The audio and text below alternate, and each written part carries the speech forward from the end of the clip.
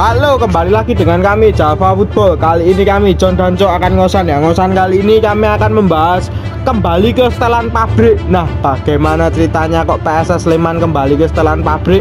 Oke, kita saksikan saja bersama. Nah, akhirnya PSS Sleman kembali ke setelan pabriknya. Wah, akhirnya sudah kembali ke jalur kemenangan lagi. 3 kali laga disapu bersih oleh PSS Sleman kemenangan. Wah, dengan hadirnya striker baru mereka yaitu Yevan Bokashvili ini dan dikeluarkannya Michael Cagas ini ya cukup berpengaruh banget ya. Bahkan Yevan ini 3 pertandingan mencetak 4 gol. Ini terbukti bahwa striker ini itu tajam. Berbeda jauh dengan kemarin ya. Kemarin kemungkinan besar itu bisa dibilang membeli kucing dalam karung atau ya ngasal-ngasalan. Kita tidak tahu ya itu apakah pilihan dari coach Seto sendiri atau rekomendasi dari manajemen. Memang strikernya kurang apik-apik ya, seperti itu.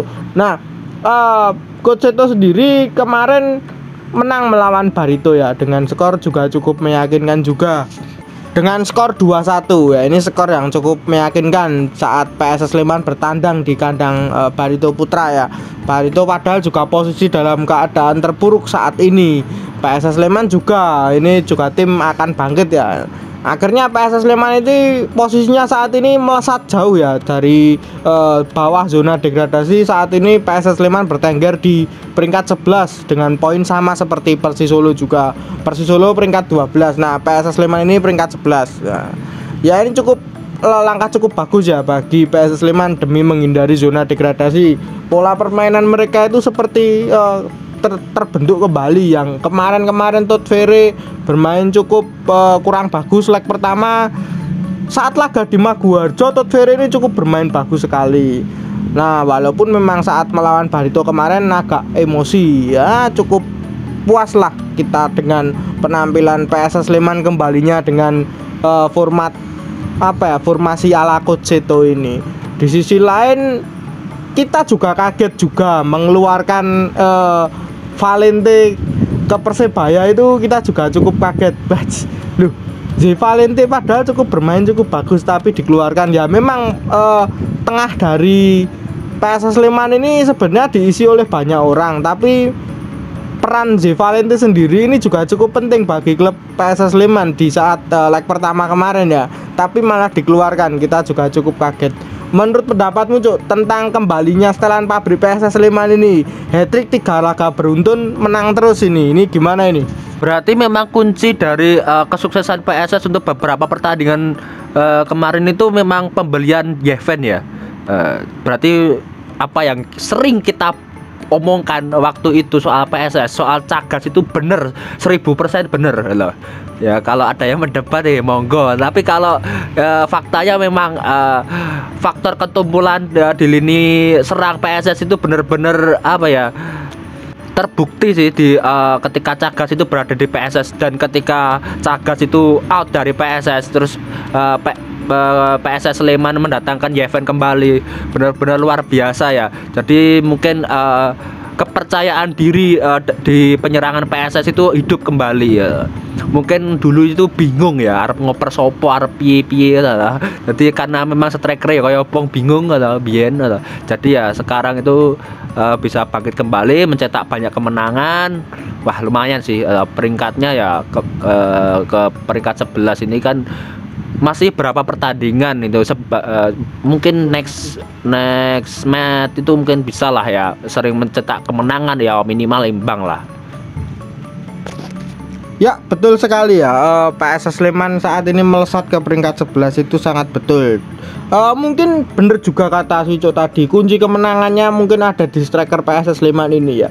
Striker ini membawa keberuntungan. Kalau untuk rekrutan terbarunya yaitu Jonathan Cantilana ini menurut pandangan saya pribadi masih belum seefisien Valente ya. Ya ini menurut pandangan saya, atau memang mungkin dia masih perlu beradaptasi. Tapi kalau rasanya untuk adaptasi, dia sudah berada di Indonesia ya sejak dulu mungkin. Nah, jadi harusnya bisa langsung klop lah ya kalau menurut pandangan saya pribadi. Ya Valente memang ada apa ya, ada minus-minusnya sih. Minusnya ya mungkin itu sering giringan dewe, sering terlalu egois dan lain-lain. Tapi di sisi lain umpan-umpannya itu juga cukup mematikan ya. Ibaratnya posisi tengah itu cukup penting sekali di Valente. Terbukti Valente ini di Persebaya, kemenangan Persebaya ini, peran dari Valente ini sangat penting sekali bagi Persebaya, bahkan sangat dibutuhkan. Saya baca-baca di Twitter malah banyak yang apa ya, berterima kasih kepada PSS Sleman, bonek-bonek ini telah melepas Valente ke Persebaya. Wah, ini pemain bagus ya. Memang visi dari Valente sih bagus ya. Nah, tapi PSS Sleman punya penyerang yang tajam saat ini, bisa mencetak gol lah ya. Ini kan yang dibutuhkan dari PSS Sleman. Tapi kalau dari sisi tengah kan mungkin PSS Sleman masih punya banyak opsi ya. Di sisi lain masih ada Kim Jeffrey dan lain-lain ya, masih ada Jihad Ayub juga ya, PSS Sleman ini. Nah, ada striker asing. Jadi kalau diduetkan Cantilana dengan Jihad Ayub atau dengan Kim Jeffrey Kurniawan juga cukup baik ya nanti ke depannya. Saya harap sih bisa klop ke depannya 3 pemain ini. Ya, setidaknya 3 pemain ini cukup aman lah ya untuk PSS Sleman. Ya walaupun PSS Sleman itu kemarin saat melawan Barito lokalan backnya, tapi cukup epic juga ya. Lalu kedatangan pemain baru lagi, Ricky Cawor. Ini pemain ini sebenarnya bakatnya bagus, tapi sayang satu, mungkin attitude-nya ya yang harus dibenahi oleh Coach Seto sendiri ini. Ya mungkin bisalah nanti dipoles-poles sedikit oleh Coach Seto. Nah, PSS Sleman leg kedua mendatangkan banyak pemain, Cuk. Menurutmu gimana ini untuk menjauh dari zona degradasi ini? Ya, memang sangat benar sekali keputusan dari PSS mendatangkan banyak pemain, karena memang pemain yang sebelumnya di putaran pertama itu benar-benar buruk ya. Akhirnya kan PSS juga sistem permainannya juga nggak bisa konsisten, sering kalah dan lain-lain lah ya. Jadi memang perekrutan Yeven itu bagus sekali. Yang saya kaget itu sebenarnya Jihad Ayub. Di putaran pertama itu mainnya juga kurang bagus ya, tapi sekarang mainnya luar biasa. Mungkin dari itu saya membuat kesimpulan bahwa dia itu awal-awal kurang adaptasi. Ya maklum sih, orang Arab dia memang terbiasa bermain dengan sepak bola fisik, tapi kan ketika di Indonesia banyak memakai kecepatan, jadi mungkin dia kaget. Tapi kan putaran kedua dia belajar dari putaran pertama. Ya kalau Jihad Ayub ini saya kaget dan saya apresiasi sih permainannya. Nah, semoga nanti bisa dipanggil tim nasional Libanon ya di Piala Asia, karena Jihad Ayub sendiri adalah pemain tim nasional Libanon. Jadi mungkin nanti bisa membawa nama PSS sih di Piala Asia.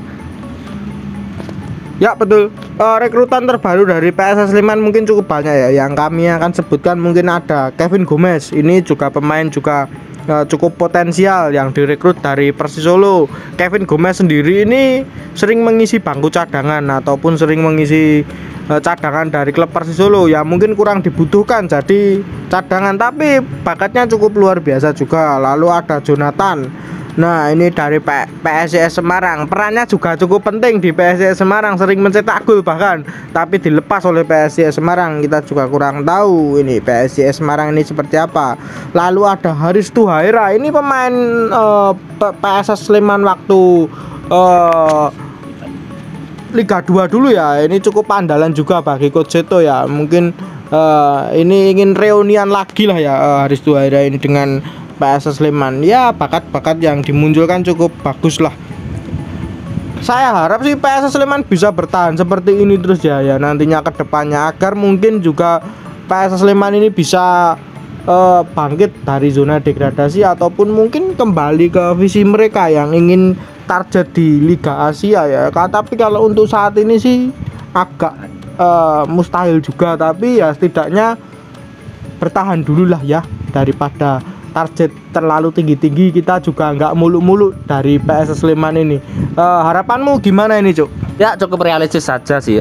PSS bisa menampilkan permainan cantik di setiap pertandingan ya.